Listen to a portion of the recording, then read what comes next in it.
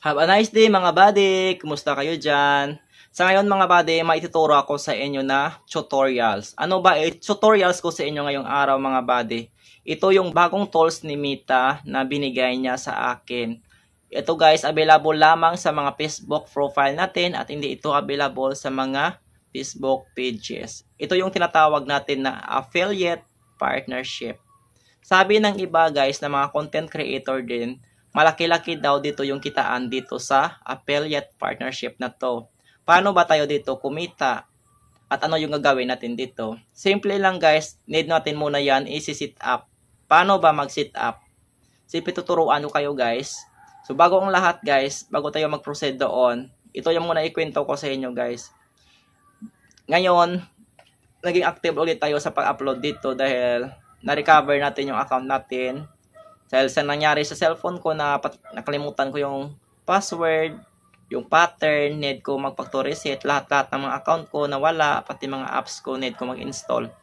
So, ayun lang guys, na nahinayang ako kasi ilang araw din ako, isang linggo ako hindi ako nakapag-upload dito sa account natin.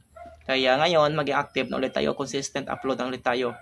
Basta yung sabi ko sa inyo guys na tools na to guys na binigay ni Meta ay malaki-laking tulong ito sa mga affiliate tulad ko kasi na-affiliate na ako sa mga Shopee, Lazada, Ecomobi, kaya sobrang ano ko guys, thankful ako na meron ng bagong tools na binigay si Meta na ganito. Kaya kung hindi ka pa nakapollow sa akin, please follow, like, and share, and comment down kung meron ka na rin itong tools na to na binigay ni Meta sa akin. Kaya magsi-screen recorder na po tayo mga buddy. Unang-una guys, pupunta tayo sa ating Facebook app. So, i-click natin to. Pagkatapos guys, pupunta tayo sa ating professional dashboard. Pwede naman tayong dito dumirekta guys. Dito, or dito mismo sa ating profile account sa professional dashboard. And then, hahanapin natin dito yung ating monetization. At hahanapin natin at i-click ang affiliate partnership. Ayan. Pagkatapos, ihintayin lang po natin yan.